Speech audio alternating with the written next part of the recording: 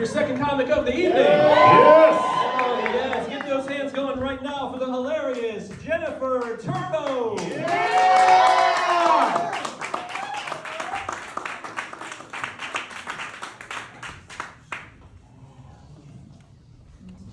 All right. I'm not looking. I want this to be a real challenge. Do we have any parents in the house besides you? Parents? Parents? All right. Anyone who think they might have kids? They don't know. And I think anyone who has parents, make some noise if you have parents.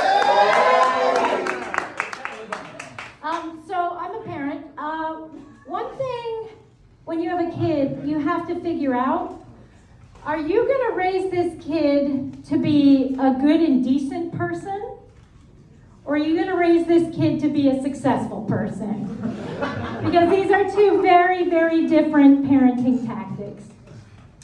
I have two kids, so I'm raising one to be a good and decent person, and the other to be a successful douchebag.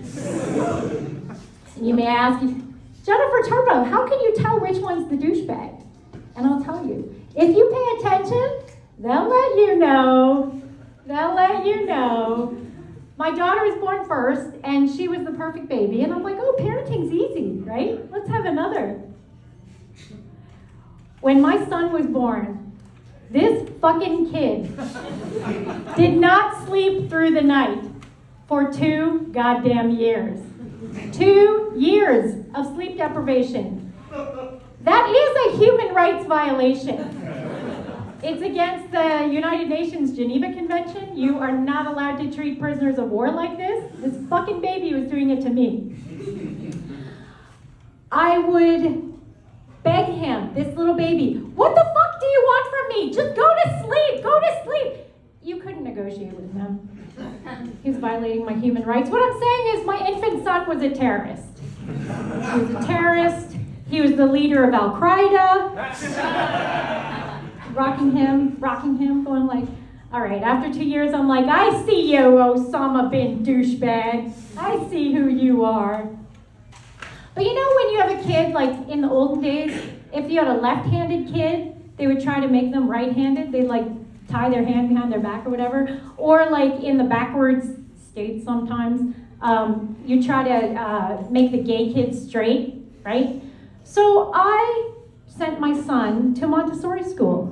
I paid a lot of money to send him to Montessori school because I did not recognize until he was 11 the earning potential of a fucking douchebag, right? So then I'm like, why the fuck am I wasting all my money? I enrolled him in public junior high. I enrolled him into, I'm like, you be with your people, you learn from the best, be who you are. So I put him in public middle school. And the first day he was there, you know, he's okay, and then he goes to the cafeteria, and he asked the cafeteria lady, pardon me, do you have almond milk? He knew he fucked up by the way the cafeteria lady looked at him, and he tried to recover. He goes, or oat milk. Oat milk's okay too.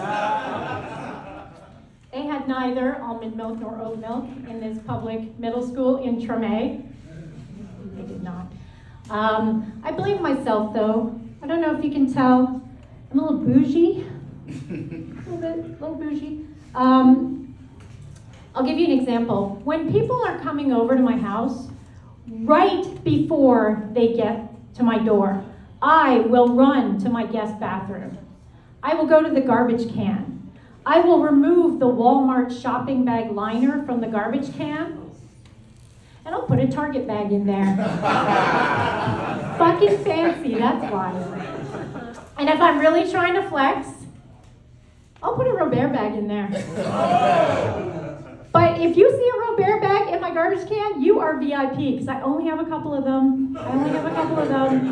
And it also means that I'm really trying to impress you, because I went to Robert to get the fancy grapes, you know, with that sandy shit on it that they sell at Walmart. I'll eat the sandy grapes. I don't give a shit. But if I'm trying to impress, I'll go to the Robert. It's expensive, though. I call Robert Snacks Fifth Avenue. That's what I go for.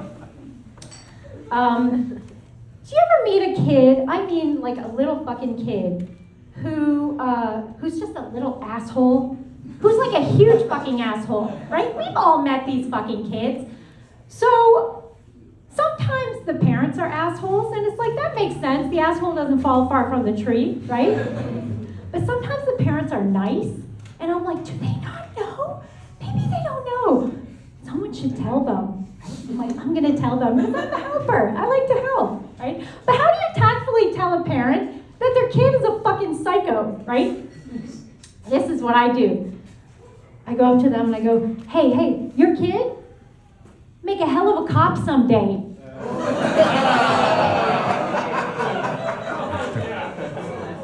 And if they're horrified, maybe they'll course correct, right? And if they're proud of it, I stay the fuck away from them. Isn't that shit? I can tell which kids receive unconditional love from their parents. Can you tell which kids receive unconditional love? I can tell because these are the fucking kids who chew loud and smell bad and have fucked up posture and don't shut the fuck up. I'm like, you guys have unconditional love. Listen, my love is not unconditional. I cannot love you if you're fucking gross. I'm sorry, I just can't. My kids might be psychologically damaged, but I promise you won't hate being around them. I promise you that. I think unconditional love to your kids is actually kind of abusive, right? Like, I think you're not preparing them for the real world. The real world is brutal. The real world does not give a fuck about your little kid. And you need to prepare them for that, right? So, like, little micro doses of, like, sarcasm and impatience, they can build up a tolerance for it, right? A tolerance against psychological pathogens. I know that my parents loved me. They loved to beat my ass is what they loved. Holy shit! Oh my God. I was a kid a long time ago. There was no Google. There was no internet. You know, do I look that old? Botox works. That's all I'm saying. All I'm saying is I got good grades in high school.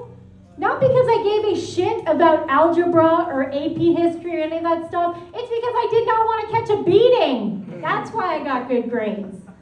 I'm like, I think we need to beat our kids a little more. I think they think that life is hard because they've never caught some hands, is what I'm saying. Like these fucking Gen Z kids call childhood trauma, I call motivation to move the fuck out of my house. My daughter goes to a high-performing high school, and I know it's high-performing because on all the student ID badges, right under the picture is a phone number for a suicide hotline. Get A's or die trying. Yeah. All right. I'm going to leave you with this.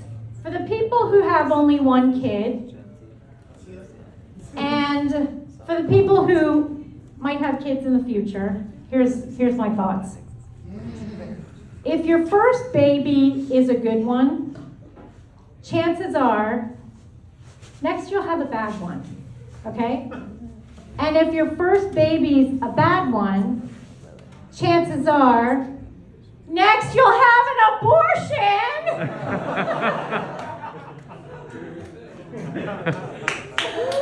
Okay, I'm going to give you one more opportunity to drink. If I had $1 every time someone asked me if I'm skinny because of cocaine, I could buy a lot more cocaine. I'm just kidding. I do not buy cocaine. I'm a parent. I have responsibilities. I've actually been drug-free for 16 years. After that. Now, when I say I'm drug-free, what I mean is I only do drugs if they're free. And I get offered a lot of drugs, and I say no to a lot of drugs, but I don't want to live my life regretting what I didn't do. So I draw the line 2 lines at cocaine. It is a New Orleans tradition, the second line.